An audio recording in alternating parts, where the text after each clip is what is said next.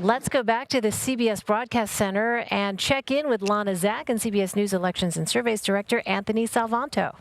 I have managed to rip Anthony away from his desk, Elaine, because he's so deep into all of these numbers. But I know that all of us are curious, too, to find out who's actually been showing up at these caucuses and what are we learning? Well, I wish there were more numbers to go deep into because this is a very blank board. And what it means is that we're still waiting for the party to start putting out all those caucus results. That could mean that a lot of these caucuses are taking a while and people are going back and forth, or it could mean that they're just processing the data. We don't know yet. That's why this is blank. So it might be a long night. But we do have our entrance polls to show you, Lana. And let me show you a couple of things that were really interesting to me. One is, just like the pre-election polling said, Democrats went in looking for somebody they thought could beat Donald Trump. That's 62%, even more so than somebody who happened to agree with them on the issues. People are playing political consultant in these Iowa caucuses. And what are we learning in terms of who's actually showing up at the Iowa caucuses?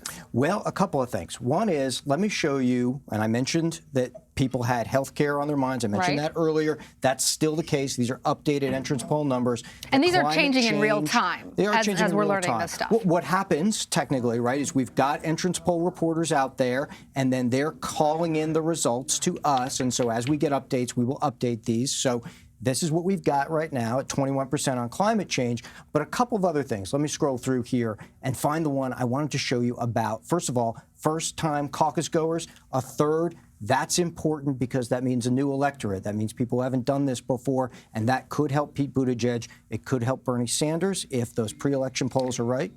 Put this number into context for us, though. 35% of the people showing up now, first-time caucus goers. That says to me that there's a lot of enthusiasm, probably especially among young people, new voters potentially, voters who are not dyed-in-the-wool Democrats.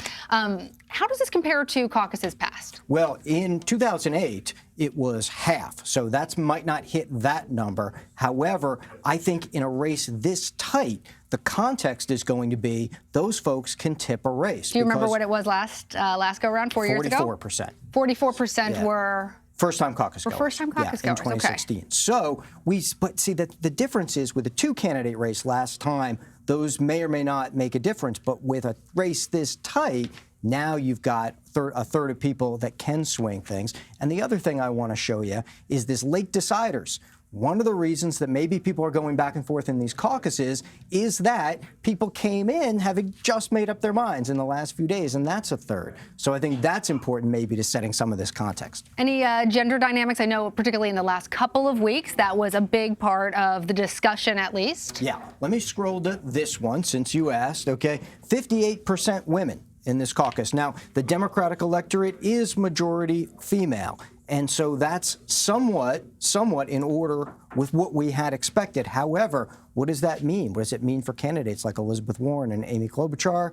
We'll find out. I thought I saw a glimpse of something. Can I jump into your board? Go ahead. All right. Slide the screen. Go for it. All right. So this is what I started to see you pointing at.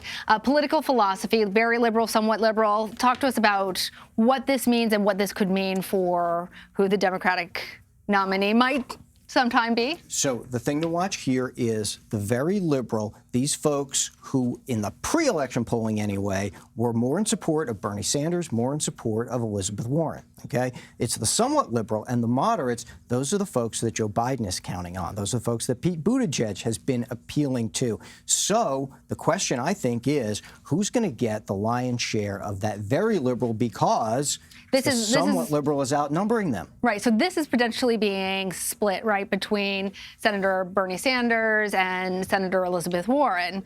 And then all these other voters are making up the vast majority of people that are caucusing tonight. The thing to watch tonight is if Sanders or Warren can get the majority of that, that's the only way they're going to offset this somewhat liberal number who might be more for Biden or Buttigieg.